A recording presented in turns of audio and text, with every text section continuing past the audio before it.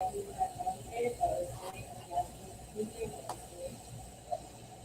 then Friday, there's no one who's going to be able to help, right? Or we switch it around and Good morning, ladies and gentlemen. Welcome to this Leader of the Opposition weekly media conference with the Honorable Leader of the Opposition, Joseph Harmon. We thank you for joining us this morning. My name is Imran Khan. I'm the Director of Communication in the Office of the Leader of the Opposition. Today's proceedings will be as usual. We will have a statement by the Honorable Leader of the Opposition. He will address a number of issues, and then we will go into your questions. I'll now invite the Leader of the Opposition, the Honorable Joseph Harmon, to present his statement. Thank you. Opposition Leader, please go ahead. Thank you very much, Imran.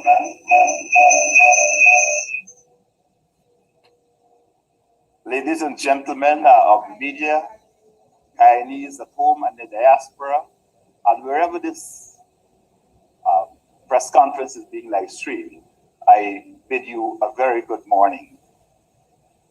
Today, there are several issues which confront us as a people, and which, in the view of the AP and UALC coalition, can only be successfully achieved by an embracing of consultation and engagement with all the stakeholders in this country.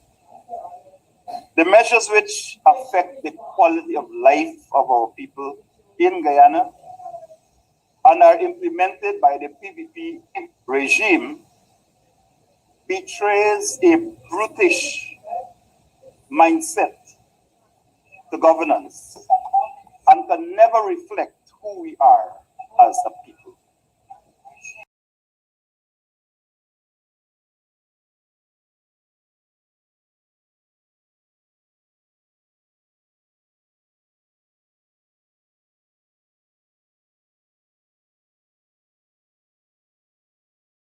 It is being mismanaged by the PVP regime. A proper national response to the COVID-19 pandemic is affected by several things. First of all, it is the government's intransigence in engaging stakeholders in the National Task Force, the COVID National Task Force. They've adamantly refused to engage. Secondly, there's a lack of trust in the government and the state apparatus that they have implemented to deal with this pandemic. Thirdly, there's a dictatorial, discriminatory manner in which the regime has handled the measures in relation to the COVID-19 pandemic. That is to say, the manner in which they have dealt with the curfew, the manner in which they have dealt with the COVID-19 cash grants, the corruption in the acquisition of vaccines and other items necessary to fight this pandemic. There's been poor or little attempt at educating the population of this country on vaccines. Many persons, many organizations have written about this, including the Guyana Human Rights Association. Now, that the Minister of Health and the Minister of Education, that they are now in the process of administering the Pfizer vaccines to children who are meant to return to school very shortly. This is another issue which is of a major concern to us. Because the Pfizer vaccine, as we understand it, came into Guyana 24 hours ago, 48 hours ago, 2 days ago. And the fact that they've started administering it within 24 hours of its arrival in Guyana suggests to us that they do not understand the logistic arrangements as it relates to the Pfizer vaccine. This is what the government of Trinidad and Tobago said about the administering of the Pfizer vaccines. They said that the vaccine has its particular logistic challenges as the same vaccines we have in here. They have to be stored at minus 70 degrees Celsius. And so the Trinidadians said they had theirs since February. And so it was being stored at minus 70 degrees. They are stored at minus 70, but before you could use them, the logistic challenges are a little more complex than the other vaccines. They have to be transferred to a minus 20 degrees environment for 2 days. Then once it has been stored at that minus 20 degree for 2 days, and they come down to a liquid form, you have 30 days in which to keep it at that degree, and then you can use it. The report says it is even more complex than the Sinopharm or the AstraZeneca, and those are the logistic challenges. So for a vaccine arriving in Guyana 2 days ago, according to the Minister of Health, and they're administering that vaccine within 24 hours of it arriving here, then certainly some explanation has to be given to the children, some explanation has to be given to the parents, and some explanation has to be given to this country as to what fast-track logistic arrangements you have been able to put in place to allow for this use right now. We have always said that we believe that vaccines are an important part of the armament in fighting this COVID-19 pandemic. And so we've always encouraged those measures which have been advised by the World Health Organization. Using your mask, sanitation, washing your hands regularly, and social distancing. That, of course, along with vaccines, we believe present a reasonable expectation of, if not preventing you from catching disease, at least prolonging life so that you're not hospitalized for any period and resulting in ultimate death. So we believe that the vaccines have a role in that. But certainly what we do not accept is the fact that these vaccines can be made mandatory for people. We believe that there has to be a choice, and people must be made aware of their choices. And so we had a look at what has happened since vaccination started. Because the government's PR machinery has rolled out in a very aggressive way against the opposition, saying that we are against vaccines. We have made this very clear, and I repeat it, that we are not against vaccines, that we support vaccination, but we believe that the education of the population is important.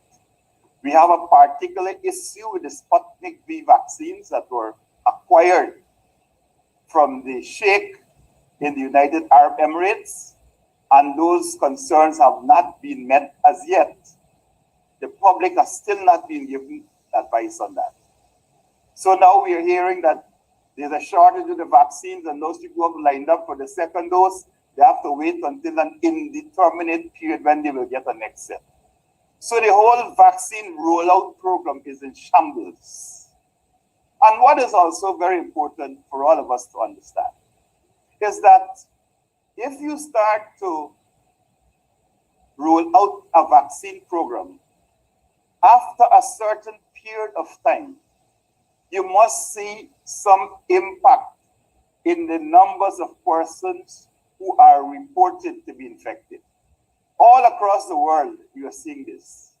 And they show you the graph where so many persons have been vaccinated, and they show actually the number of infected persons coming down. In Guyana, it is a total different.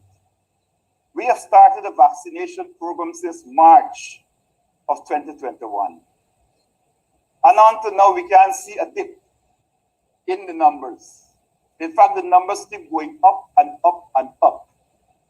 And we have over 446,000 doses that have been injected into the arms of Guyanese. And still the numbers don't show any change in that. So the ministry has to give a proper explanation why these numbers keep going up, and you're vaccinating people all the time, and the numbers of vaccinations going up, but the numbers of infected also keep going up. Today we have over 24,864 persons that are infected. The number of persons who have died as a result of COVID is 606. So this is not something that you play around with. This is not something that 3 or 4 ministers or former ministers sit in a room in some ministry and decide that the numbers are important. We are not just numbers. These are live human beings that we're dealing with.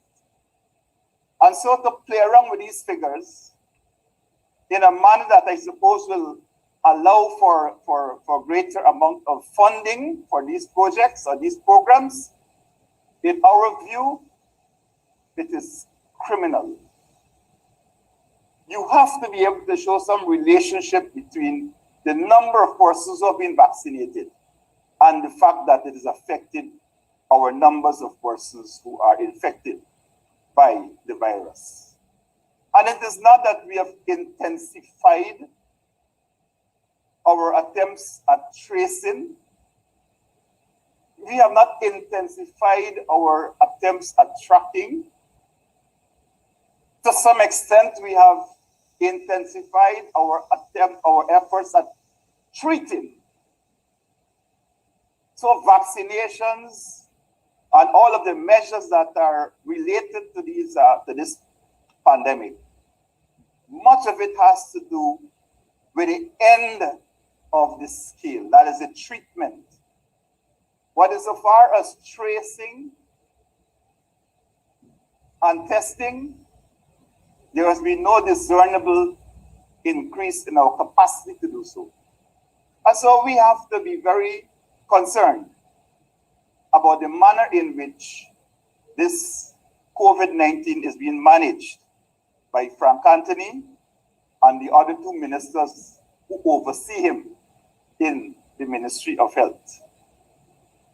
So, in the face of a serious levels of hesitancy in some parts of this country to the vaccine, the PPP, rather than trying to engage, trying to speak to people, what they have decided to do is to enforce. They have taken this approach that once we say so is so, it has to be so. And so persons all across this country have decided that if you insist, we will resist. If you insist, we will resist. And to the extent that those sentiments represent the reasonable expectation and expressions of the people of Guyana, the APNU AFC support them. And so you have people in all parts of this country standing up to these levels of dictatorial behavior, demonistic behavior. People all the way from Region 9 have stood up. They are standing up. In Region 2, on the Essequibo Coast, they are standing up. In Region 4, in Georgetown, on the East Coast, at Buxton, Victoria, several communities, they are standing up. In Region 5, they are standing up. In Region 6, on the quarantine, people are standing up. In Region 10, they are standing up. And it is something that is happening all across the regions of this country. Because the PPP regime, they have to understand, and it's taking them a long time to understand this, that the Guyanese people are no longer that sort of docile person to believe that they were many, many years ago. This is a different generation. This is the new generation. This is a generation that will not sit down and accept things being forced down their throat. What I would want to recommend to this regime is that they take a look at the position which has been expressed by the Barbados Prime Minister, and which is consistent with the position which we have taken from the start, that vaccinations are an important tool in fighting the pandemic, as I said that before. But that you cannot force it down people's throats. You have to consult, you have to engage. And you saw the Barbados Prime Minister herself saying, I will go to the barbershops and so on and engage people who don't believe that they want to take this vaccine. I will consult with them. That is the extent to which, in a democratically run state, your leaders behave. Unlike what we have here for governance, we just say, look, take this, take that, and it is not being properly administered for the benefit of the people of this country. I repeat our position that we are prepared to work with the regime on this particular issue. We are prepared. We have always said that we are prepared to lend our considerable skills in this regard, and we continue to do so. To the extent to which we are able, we will continue to advocate for persons to take the vaccine. We will continue to do so, but we will not be in any arrangement which makes that mandatory. We believe that a person must have a choice. We believe that there are certain rights which are enshrined in our Constitution. We believe that there are certain rights which are personal. We believe that there are some people who will have personal conditions. And so those cannot be triumphed over or trampled over by any administration forcing this issue on people. So I would advise that that be dealt with in this way. The second issue I would like to deal with is this question of Barra Jagdeo and the statements that were made in Texas recently. He has a way of speaking to the international media when he's outside of this country and providing them with details that he would not provide to the local media. And I think it is a certain level of contempt which he has for the local media and the people of Guyana. It is that same level of contempt which has been displayed by President Irfan Ali in his meeting with President Santoki of Suriname, and they discussed the oil and gas and the gas to shore project. Santoki, as soon as he arrived in Suriname, met with the media and briefed them on what his engagement was here in Guyana. But we don't have that kind of respect. We don't have that. And so Santoki explained, and one of the issues which came out of what he explained that jumped out at me, I think jumped out at every right-thinking Guyanese, was this question of local content and what local content means. And Santoki said to the media in Suriname that Guyana has a different understanding of what local content means. And we are talking now about shared local content. So when you think you are dealing with Guyanese, insofar as local content, the Surinamese understand that to mean local content means Surinamese. But in Guyana, what Santoki is saying is that they're talking about shared local content, which means that when you're dealing, you're not talking about Guyanese alone. So in comes the Trinidadians and in comes all of the friends of the PPP that are now benefiting from local content. And this is what Santoki said.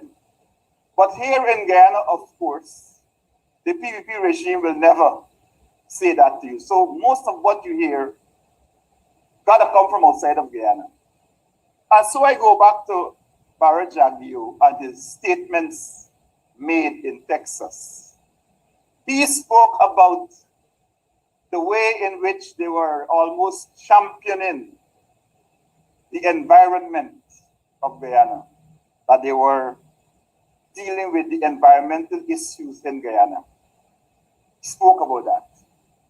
But the point is that so? Is that so? Is Barra Jagdeo championing local content, challenging the environment in Guyana? What are the facts? And these are the facts.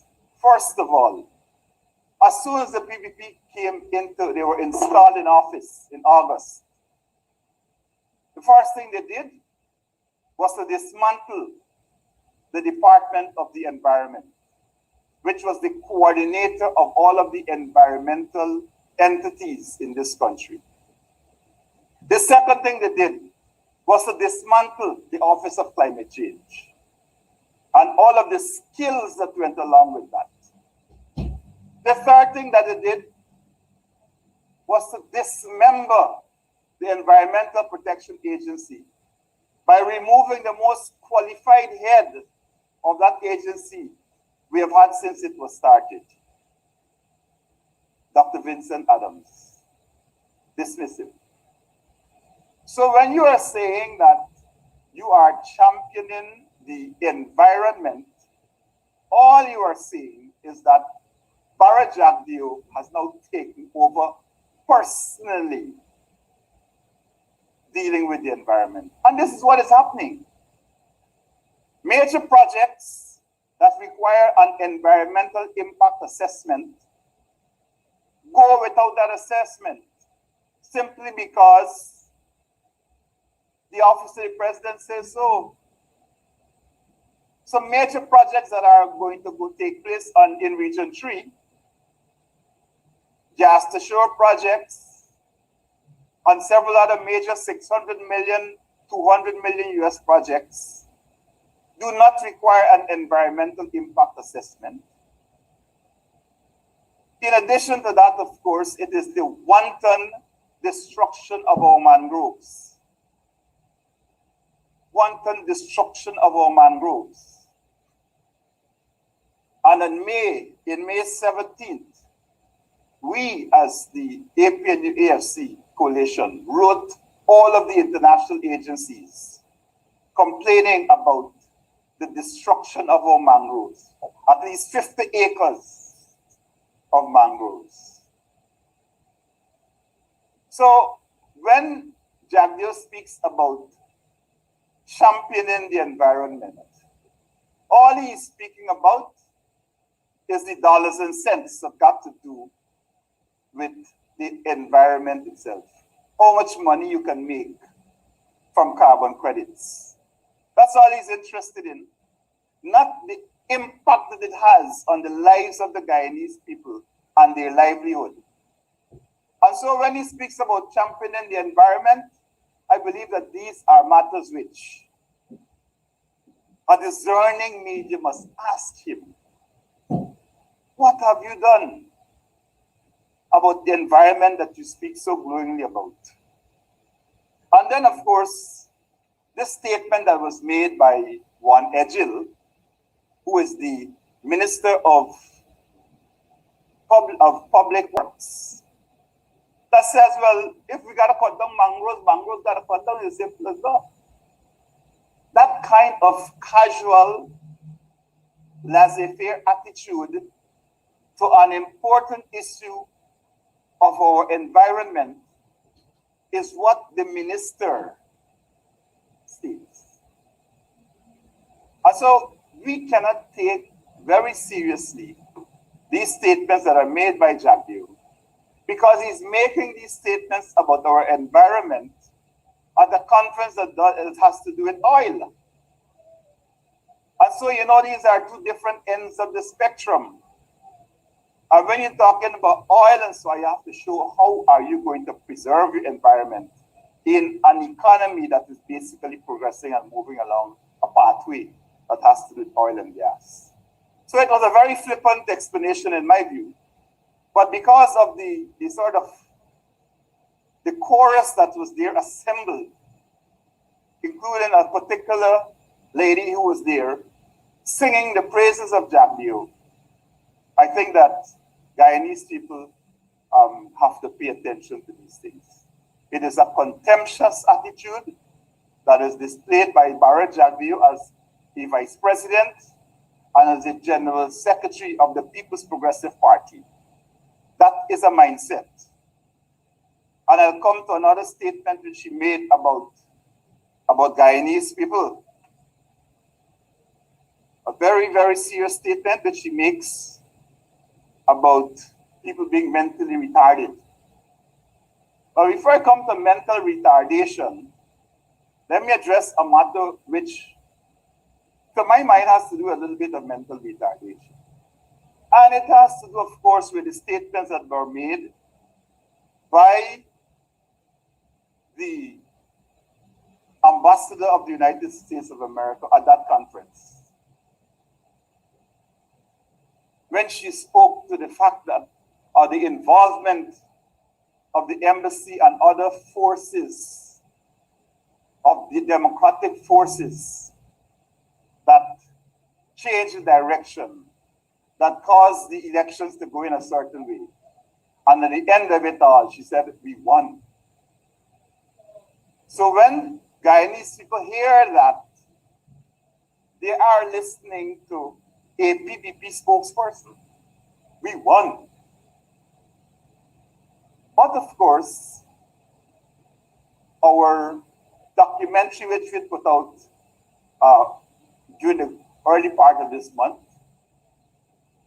called The Theft of Democracy, highlights very clearly that position which the PPP take that's unsustainable.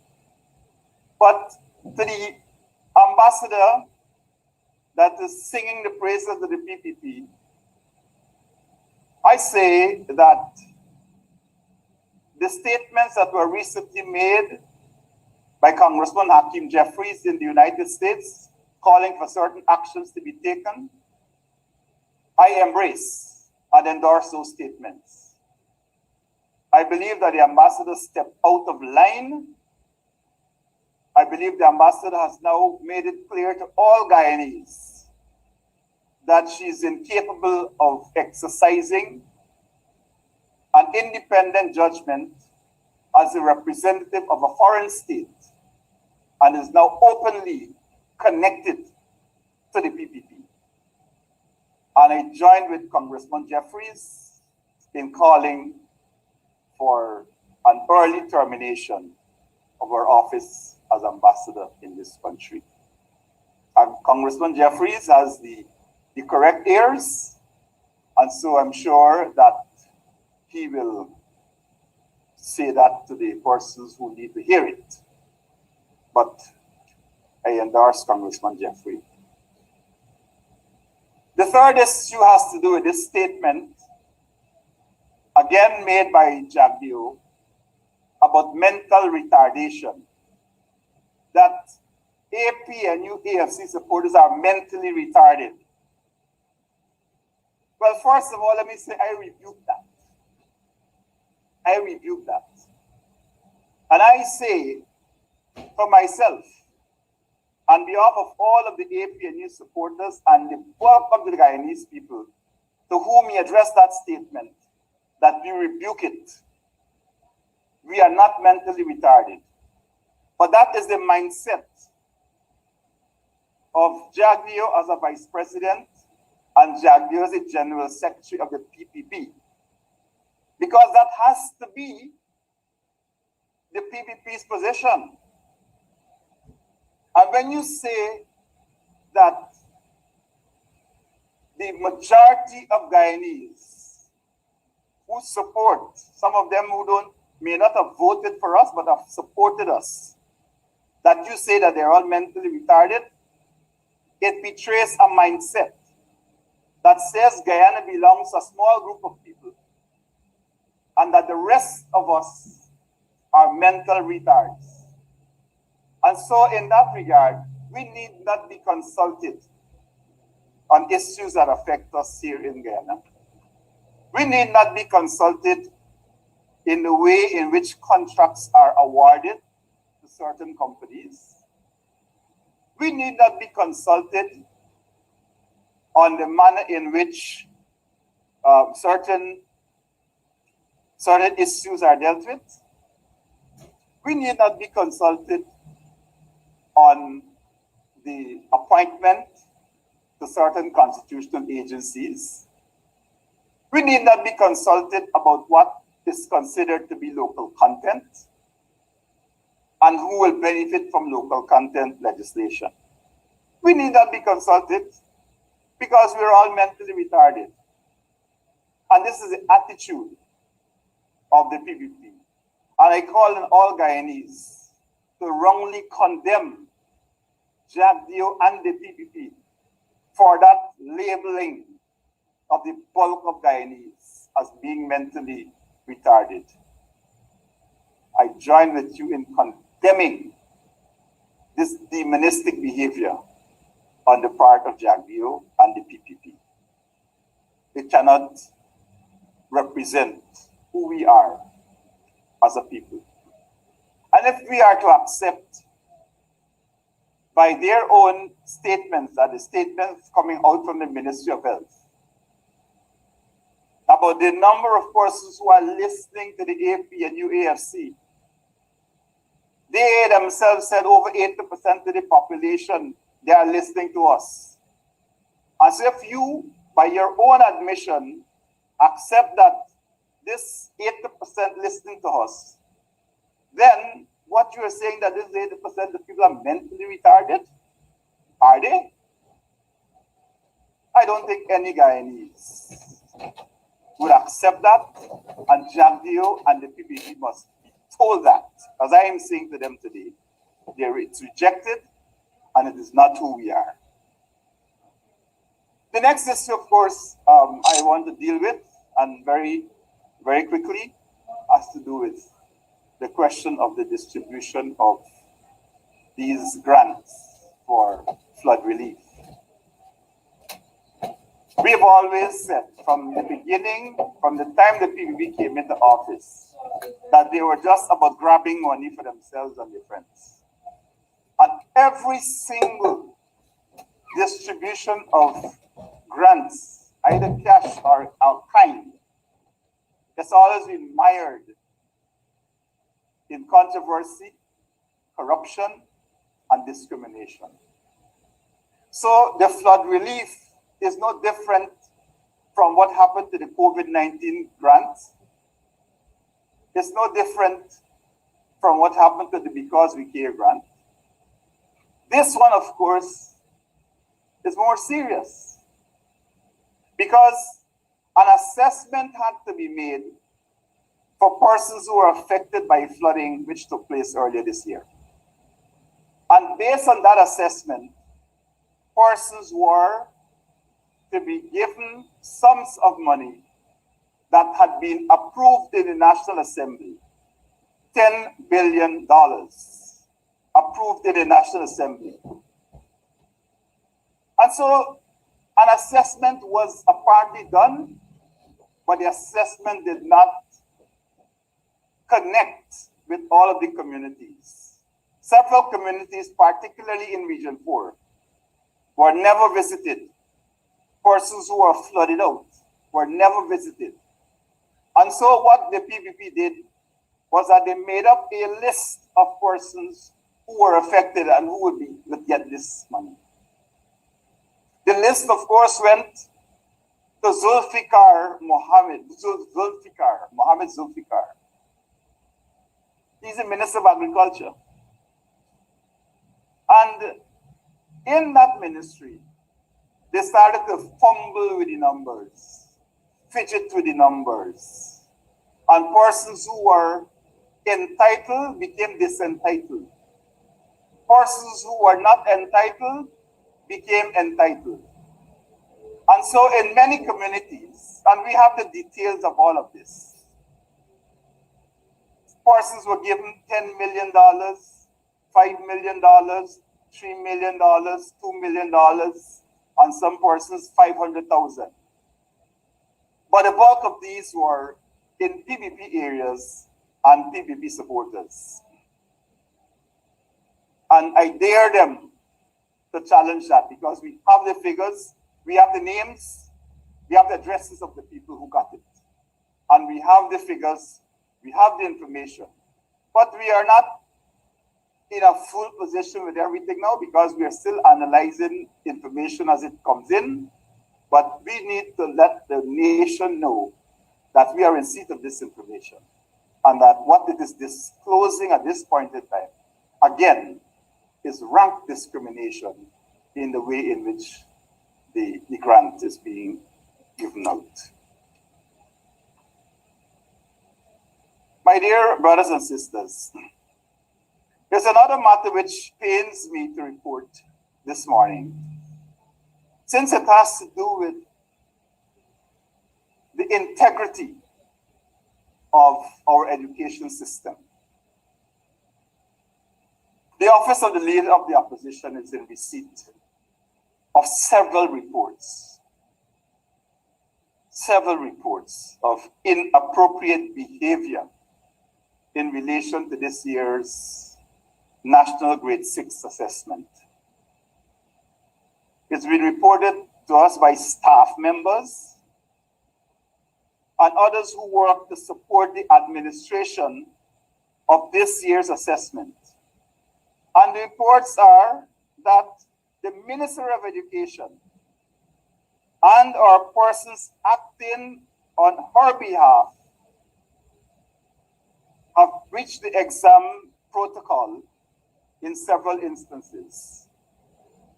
Some of the acts include accessing the examination papers prior to the examination date, senior officials taking photos of the paper prior to the examination,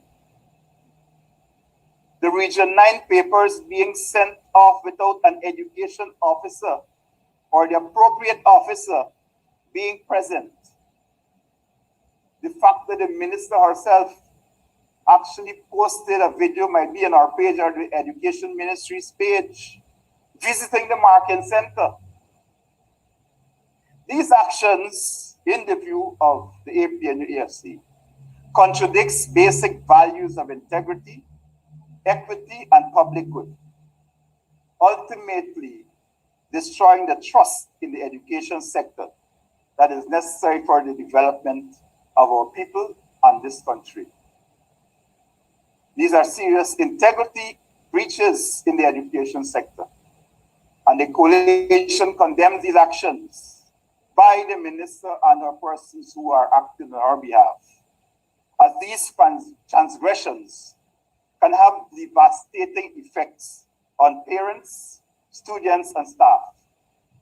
If not addressed, those actions will have a lasting negative impact on the entire education system in our country. Coalition therefore calls on the PPP regime to take the appropriate corrective measures in this troubling matter. My final point in my statement has to do, ladies and gentlemen, with the issue of a young indigenous lady who was shot by a person who was holding the office of the regional executive officer in Region 9. She was hospitalized for a long period of time. The gentleman was suspended.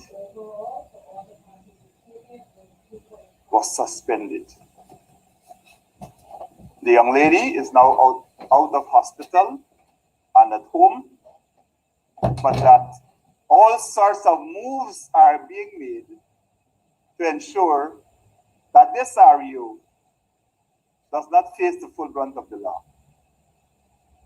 We are advised that the documents are at the Director of Public Prosecution Office. And what I am saying is that the Director of Public Prosecution must move with the swiftness which she uses in dealing with other matters. There should not be one law for people who live in a certain part of Guyana. If you live in Tocqueville, Georgetown, and Region 4, it is one law for you. And if you live in St. Ignatius, in the Rupununi Region 9, is another law for you. It is the same law, and they should be administered in the same way all across this country. So I'm calling on the DPP to do what you have to do, DPP. This REO should not be at work, making law and breaking law, trying to intervene and all sorts of things. He should be in a place where he cannot affect the outcome of this case. And that is to say, he should be at home or in some cell awaiting the DPP and our determination. But I call upon her to do what you have to do and be expeditious in it. Our indigenous people are entitled to the same protection under the law as any other part of this country or any other Guyanese for that matter. And this is not looking well. It's not looking good because it's a support of the PPP, so you must have a different treatment of the law for him. It does not look good, and we condemn it, and we call upon the DPP to do what she has to do urgently. That is my statement, ladies and gentlemen. Thank you, Mr. Harmon, for comprehensive statement on a plethora of issues. Ladies and gentlemen of the media, we will now take your questions. And I see that there is an eagerness for questions this morning. We'll start off with Wendell Badri of AGPT TV Night News. Wendell? Thank you very much, Imran. Thank you very much, Imran. Good morning, colleagues, and Mr. Harmon, good morning to you. I have a number of questions, sir. May I proceed, Imran, if I may be guided? May I proceed to list them all, or should I ask two and then come back? Yes, let's take two, Wendell, and you'll come back with the others. We'll ensure that you have an opportunity to do so. Sure. So first up, no confidence motions. There have been 3 at the National Assembly, 2 at the Regional Democratic Council that have been moved by members from the AFC faction of the coalition. Mr. Harmon, could you say whether, based on the moving of those motions at the RDC, there's a rift in the coalition?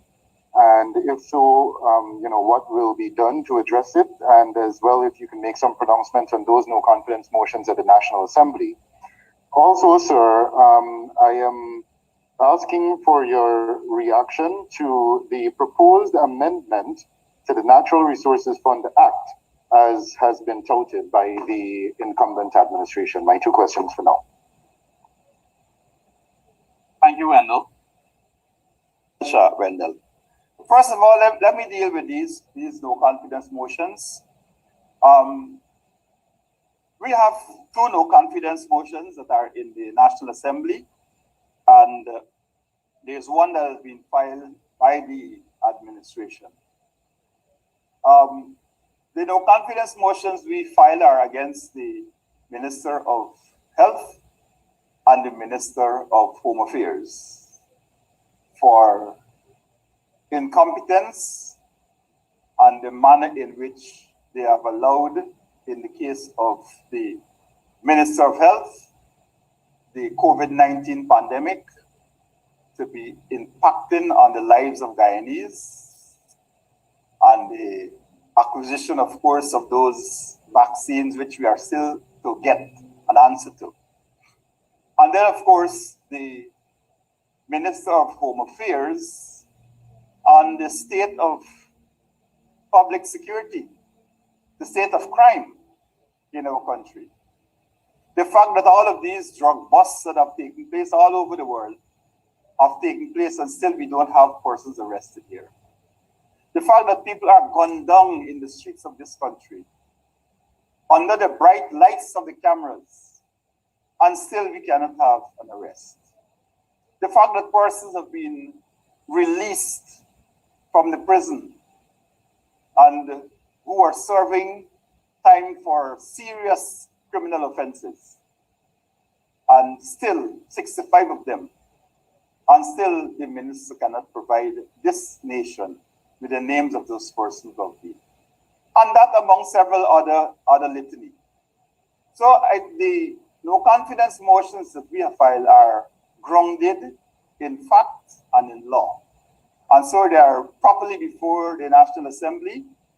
We are advised that the Speaker has sent these motions to the Attorney General for him to advise.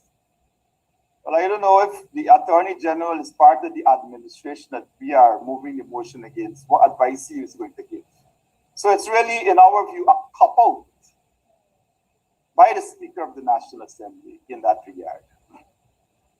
The other, of course, as you said, has to do with no confidence motions that were filed at the RDC level. My understanding is that a motion was brought before the RDC, and that the Vice Chairman who was acting dealt with it. And as far as he is concerned, that motion did not have a proper legal grounding. But it is really what is behind the motion that I think concerns a lot of Guyanese, and the fact that it seems as if there's some rift. I want to say to you and to all Guyanese that the AFC and the APNU are strong members of the coalition. That in every family, you'll always have sometimes levels of disagreement. And it's like what people say, teeth and tongue must bite sometimes. But I can say to you that at the level of the leadership of the AFC and APNU, that these issues are being resolved and will be resolved. And they'll be resolved to the benefit of the people of Region 4 that are affected by this motion, and so that we can have a smooth movement in the RDC on issues which affect the thousands of Guyanese who voted for us and voted for us to be there. So I want to say that, you have statements being made by persons, and this is what I call the strength of our democracy, that we are able to deal with dissension that occurs within our rank from time to time, and that we come out of it stronger. We believe that we are better together, and the statements, as you see, coming out from the parties that actually make them address that issue, that they are of the firm conviction that we are better together, and that working together, we can really move against this authoritarian regime which we have to deal with. So I want to say that insofar as the no confidence motions are concerned, that there are matters which will be dealt with internally. As I said, one motion came up before the RDC. The Vice Chairman dealt with it in a proper way, and I'm very proud of the way in which he has dealt with it. And I am proud of our councillors.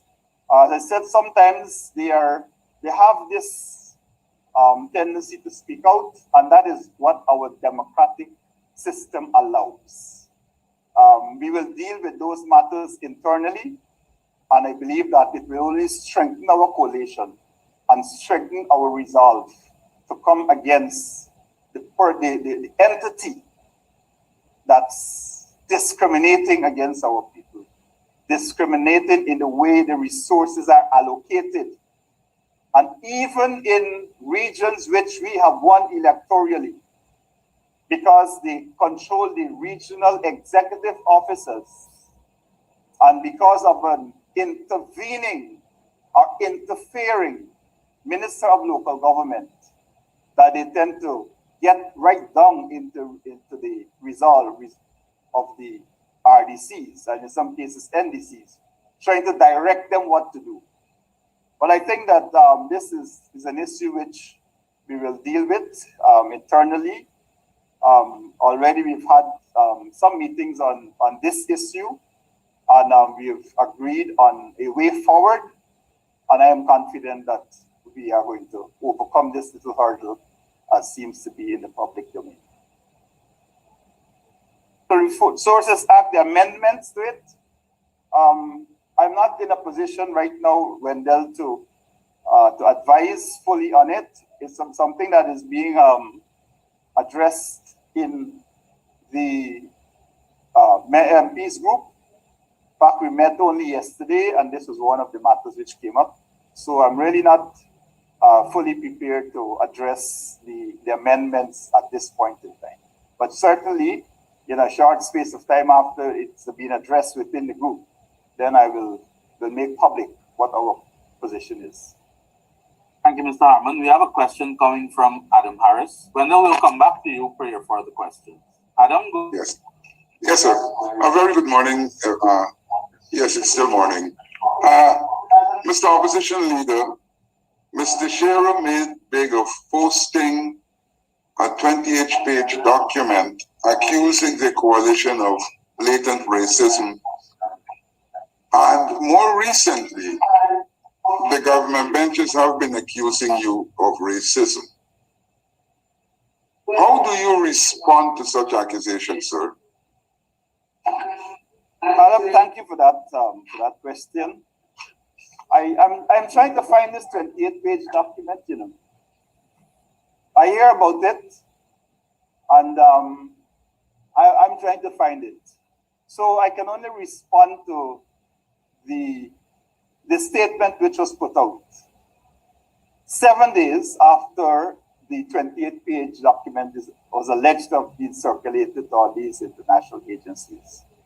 And I did, in fact, make a very clear statement a few days ago on what Gail Teixeira was saying.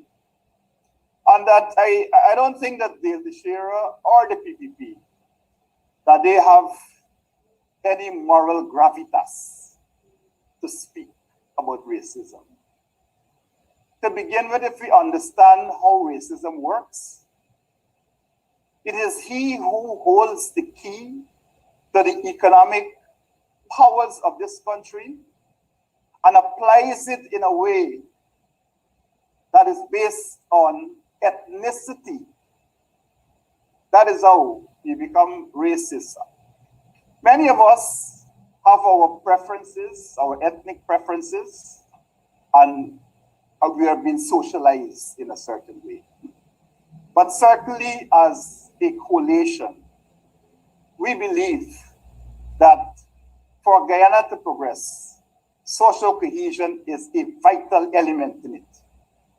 And so when we came into office in 2015, Adam, one of the first directions that was given was for the establishment of a ministry that deals with social cohesion.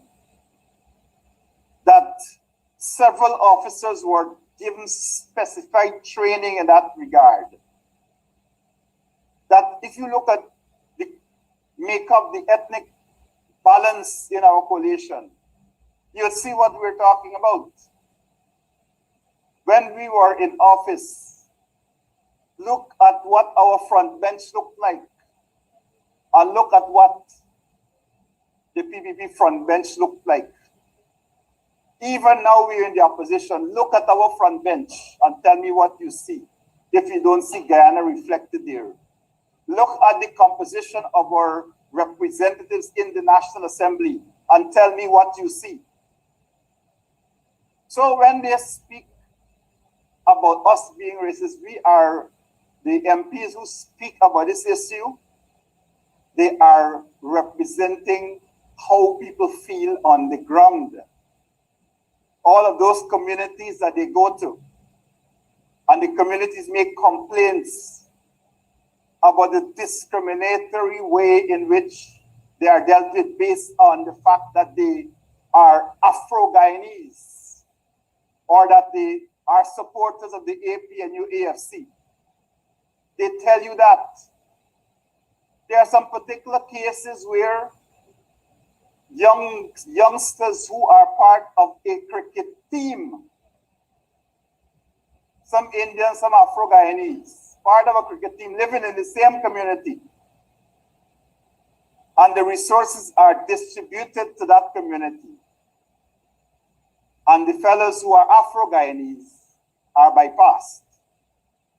The Indo-Guyanese youth who are part of that team turn to the people who are distributed and say, what happened to these fellas here, man? They live right here, they suffer like we, they are in the same cricket team together. Why are they not given the resource? And so when you can actually see in communities, Indo-Guyanese, Afro-Guyanese, basically making that complaint against this regime, you understand what we are talking about. And so Teixeira's response, or Teixeira's outburst, was a response to what happened on the 15th of August in the United States of America. And the statements which emanated from Congressman Hakeem Jeffries, and the statements which were made by US leaders, and the fact that people were focused on the ethnic discrimination that was taking place in Guyana, that Teixeira was scrambling to put together a dossier, which, as I said, I want to see, because I would like to respond line by line, paragraph by paragraph, section by section. I want to do that. But she puts out a release 7 days, because the statement says that this dossier was circulated on the 18th of August, which was 3 days after the march. And the release now she gives about it is the 25th of August, 7 days later. Well, if this thing is so urgent, why haven't you put it out in the newspaper, put out everything, put it online so we can actually go and see it, and we can deal with it there, Gail Teixeira? But don't try to hoodwink people. In our view, this was an attempt to hoodwink Guyanese. This was an attempt, just like the late night $25,000 one-off by Irfan Ali, that sought to change the conversation from their ethnic-based policies. Change the conversation. And knowing fully well that giving this money as he did is going to be another scandal. Giving money to GPL to pass it on to consumers who are consuming a certain level, you are now putting in the hands of GPL a little cash grant. It's a bailout to GPL. And the others, of course, are what you call one-off payments. When they can get this money? You still ain't finished dealing with COVID-19 cash grants yet. You still got people still holding pink slips. You know, dealing with flood and the discrimination in the way in which that flood relief is being given out. Now you're telling me about a 25,000 here, 25,000 there. Putting it in GPL hand to give to deal with people. And dealing with the people who are especially challenged and old age pensioners. This was just a little, I mean, the fact of the matter is, Adam, that whatever money that comes to the people, I think they should take it. It's our money. They're entitled to it. But don't throw it out like it's sweetie money that you come in the middle of the night and say, okay, like I already listened to this big announcement to be made. Why couldn't it have been made the next day or the day after? Because in any event, from the time that instruction is given, the way how the government system works, it will take at least a month or so before that actually kicks in. A month or more. So you're talking almost, this is the end of August, you're probably looking till almost Christmas time for that amount, for that money. But the intention was to divert attention to what took place in New York and what the Guyanese people considered to be critical issues which are affecting their lives and their livelihood. Thank you. Thank you, Mr. Harmon. We have another question coming from Sean Embra, News Talk Radio. Sean, go ahead.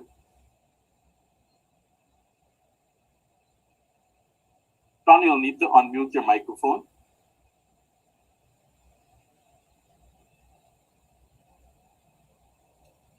Yes, good day. Sorry about that. I have two questions for you, Mr. Harmon. The first one is on the COVID cash grant and flood relief. The opposition has been calling for investigation and audit of these grants because you suspect and you said you have evidence of malfeasance in the way these grants were and are being distributed. The government is not budged by your call because there haven't been any audit being done as yet, although the president had said that you will have the COVID cash grant audited. There's no audit.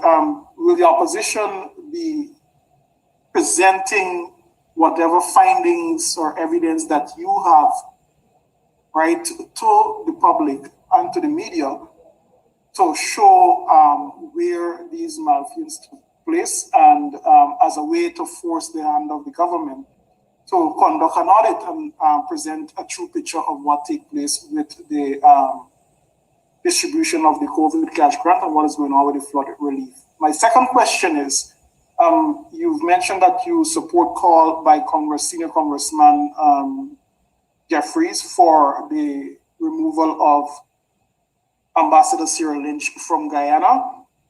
Will the opposition be making a formal request to the US government, laying out its claims as to why you want the Ambassador Cyril Lynch to be removed as ambassador to Guyana? That's my two questions. Thank you very much. Two good questions. First of all, let me say that the COVID-19 cash grant, I think there is an abundance of information about malfeasance in the manner in which it was distributed. Information which we have and information which the government has. And this was the basis. In fact, before President Ali instructed that this audit be done, we have started to provide information about persons who are just being left with pink slips and the persons who are being bypassed. So that information we had already started to communicate with the Ministry of Social Protection. And the government, they have that information. So it is not a case now anymore where we have to justify this. If the president of this country orders an audit to be done, the Auditor General is bound to do so. And we have been pressing for this. And he has not been answering. In fact, I think it was until the Village Voice or somebody interviewed him, that is when he heard that he's saying that somebody who was engaged in the process died in an accident in Region 9. But I mean, as a president, would you accept that as being an excuse from the Auditor General? This is an Auditor General that jumps at everything that has to do with the APNU. If you hear that somebody by a wristwatch. They say, oh, go and do an audit there. If you hear that somebody cut the hair too low, go and audit it. If you hear somebody buy a chair and table, go and audit it. But the major issue which affects this country is silent on. And, you know, the president has to use his authority where he has it. Use it. Call in the Auditor General and give him a deadline to finish this audit. I don't have to come as the opposition and justify anything anymore. You have been given an instruction by the president. If he doesn't carry it out, then fire him. Find some way to get rid of him.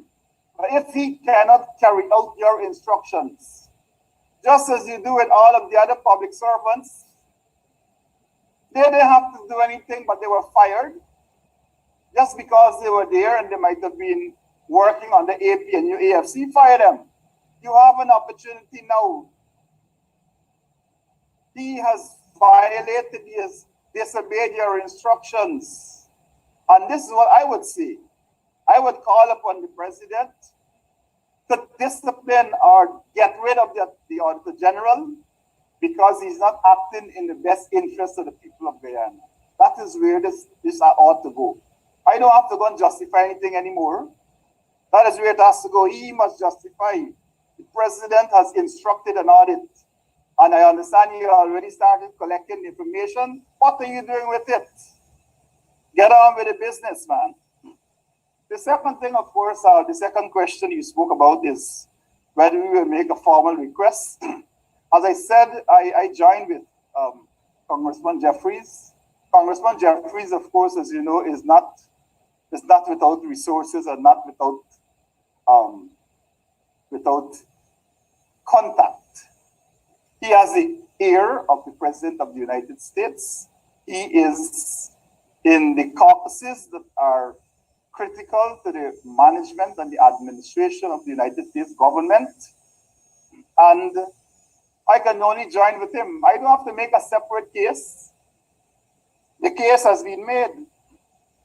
And several statements have been made about Congressman Jeffries' statement. Congressman Jeffries is not is a congressman. He doesn't have to listen to any particular person. They seem to want to believe that what we are saying to the congressman make it moving. These congressmen have offices.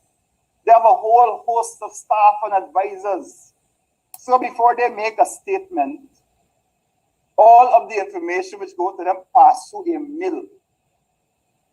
It passes through a mill. It is assessed and it is collated, it is analyzed before they go and make a statement. If you look at a hearing, a congressional hearing, if you look at what happens in the Congress and so on in the United States, you sit down, you say, Congressman, there is 5, 6 people behind him, lawyers and all sorts of things. These are people who are employed as part of the office of the congressman. So, you know, it is not just a willy-nilly statement. It is not no fly-by-night statement. And so the most I can do, as I said, is to embrace that position which the congressman has publicly taken, and which I think now that the ambassador has actually made those statements in Texas, concretizes that belief that she has outlived her time as an ambassador in Guyana. Thank you. Thank you, Mr. Harmon, for those responses. Wendell Badger, would you like to come back with your additional questions now?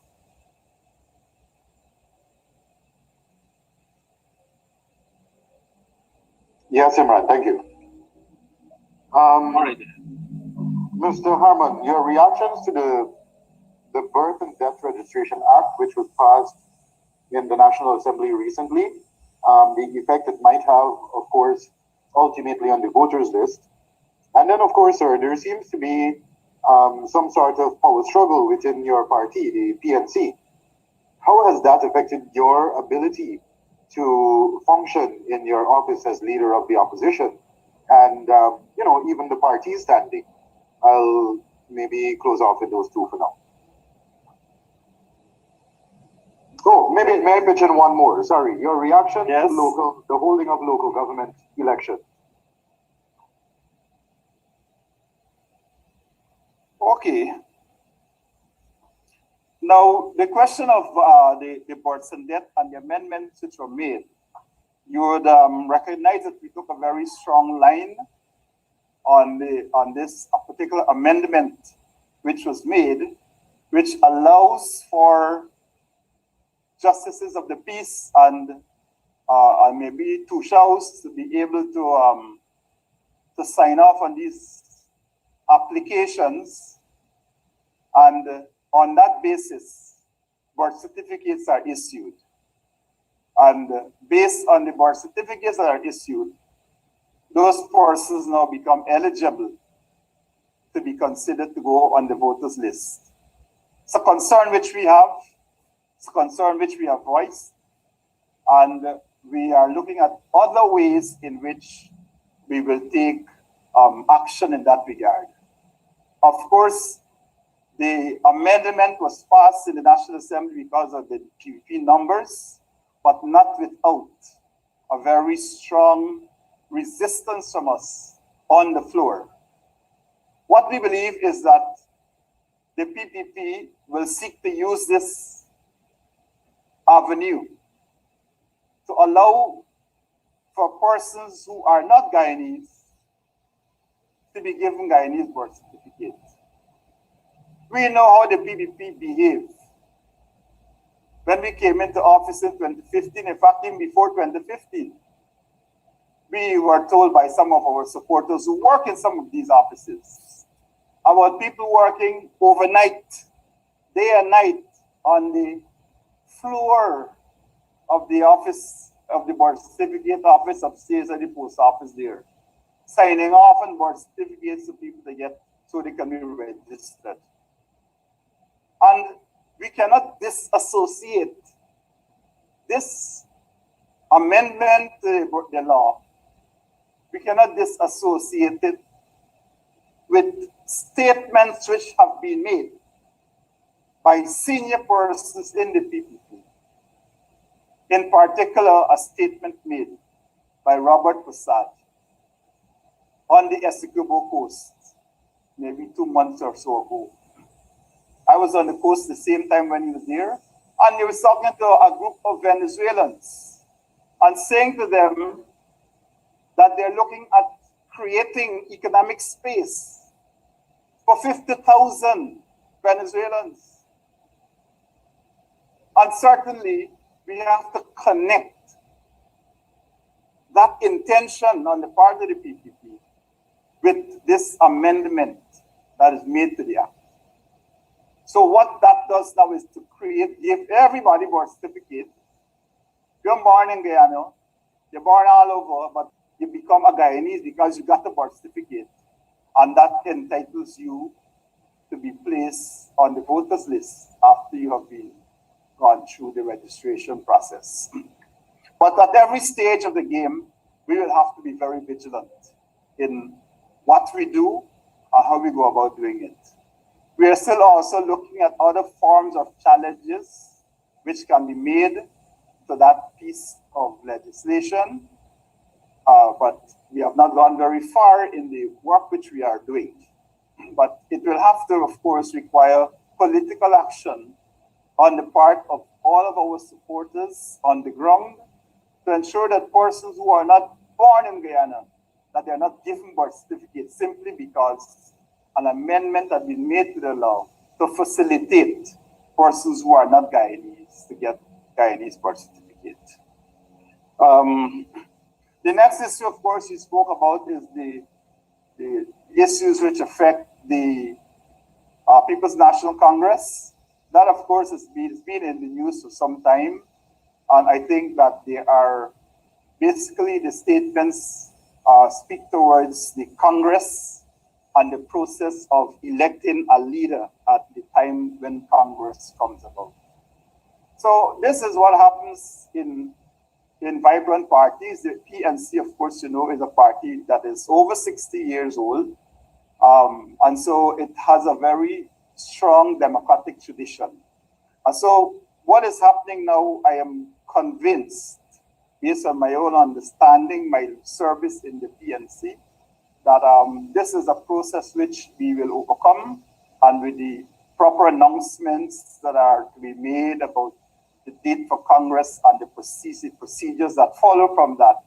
And I think that a lot of what you're seeing will basically come to an end. But I believe that it is basically the democratic strength of our party which allows for that kind of statements to be made. Some of it, of course, I don't believe ought to have been made in the public, but certainly statements have been made, they are in the public, and we have to face it, that is the reality. But I would want to say that the PNC remains strong, remains united, remains a very viable member of the APNU and APNU-AFC coalition. As the leader of the opposition, I can say to you that I cannot bury my head in the sand to say that it has not affected in some way the work of the parliamentary group. But I am convinced, I am satisfied that the work of the parliamentary group is not adversely affected by it. Of course, your members will speak to these issues from time to time. And as the leader of the opposition, I am satisfied that our MPs are focused, and their focus is on getting rid of the PPP. That is their focus. Until yesterday, we met as an MPs group, and the issues which we discussed were issues which affect our national interests. Many of the matters which I have actually raised here in my press statement were issues which were discussed and deliberated upon at that forum. And I think that we will continue to keep our eyes on the PPP. Internally, the parties will sort themselves out. The APNU, the AFC will sort themselves out and the issues which affect them. But I can say to you that that our focus continues to be on the People's Progressive Party. Local government elections are due by the end of this year. I've heard statements to the effect that local government elections will be held, but I don't know how they're going to hold it. What I can say to you is that we are not prepared to go into elections with this same bloated list. The list has to be cleansed. We believe that the process of house registration again has to be dealt with, and that is the way to cleanse the voters list. You can only go to another elections with a cleansed voters list. And that is our absolute position. That is what we believe, and that it is up to the state and it's up to GCOM to put their houses in order to ensure that those things happen. How they do it, they have to know. They have the resources, they have the people. They have basically dismantled a major part of GCOM so that they can filter in some of their own people there. But we're going to keep a very careful eye on that, and to the extent to which, as the opposition, that I have any say in the matter, that certainly you will know that my voice will be on the side of the people, and that we have to have a cleansed voters list before we proceed to any form of election, local government or general and regional elections. Thank you very much. Thank you, Mr. Harmon. We will wrap up with the final two questions if there are more questions. Adam, Wendell. Go ahead, Wendell. Yes, Imran. So my final question. Sir, Mr. We'll Harmon, take this as the final question, Wendell. Go ahead. Very well, no problem. Sir, could you say whether you plan on meeting with the president regarding constitutional appointments? We heard some statements being proffered to that effect from the Minister of Governance and Parliamentary Affairs. Do you plan to meet with the president with regard to those constitutional appointments? Wendell, this is a matter that definitely has to deal with. I have said time and again that in the national interest, I am prepared to meet. But I am not prepared to meet on my knees. I'm not prepared to bow down. When I meet, I am meeting as a representative of over half of the population of Guyana. And so I don't want to have to take the sheriff's word for it.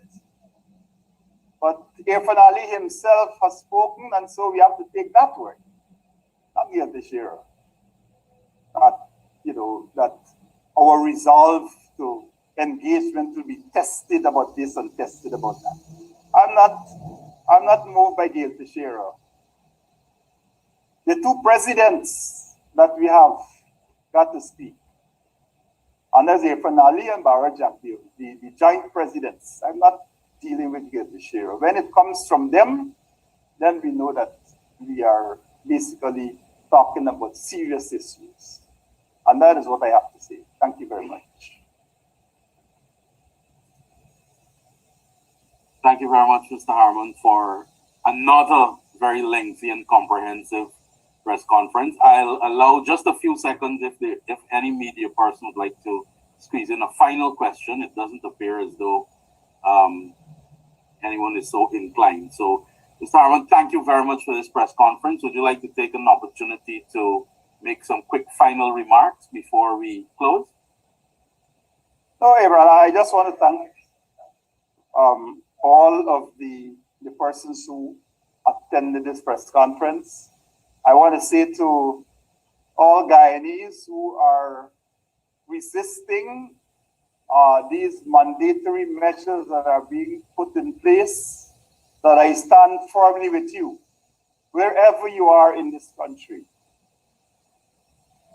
From the east to the west, from the north to the south, I stand with you, my MP stand with you, and you know that you have my full support in resisting any form of discrimination or any attempt at forcing things down your throat and your arms, which you have a constitutional right to, and you have a choice in determining how it should be done.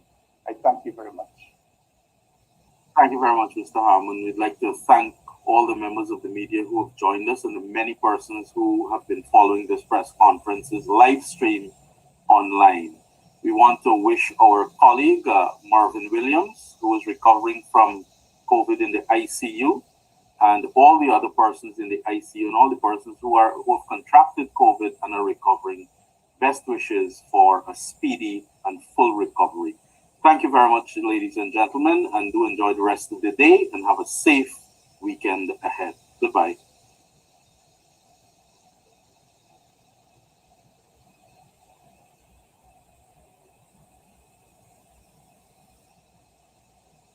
Thank you, folks. Have a good one. Take care.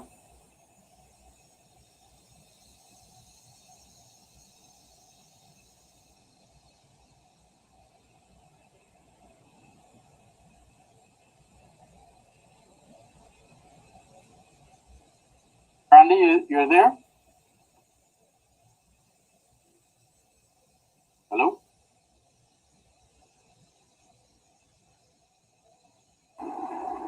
Yeah, man. Is Randy there? Yeah, man. Oh. All well from your end? Yeah, I'm sending you now. We transfer the statement in three different parts. Okay, no problem. You're sending it by email or WhatsApp? We transfer. First, We transfer. Okay. check the email. Good. Thank you. Have a good one, guys.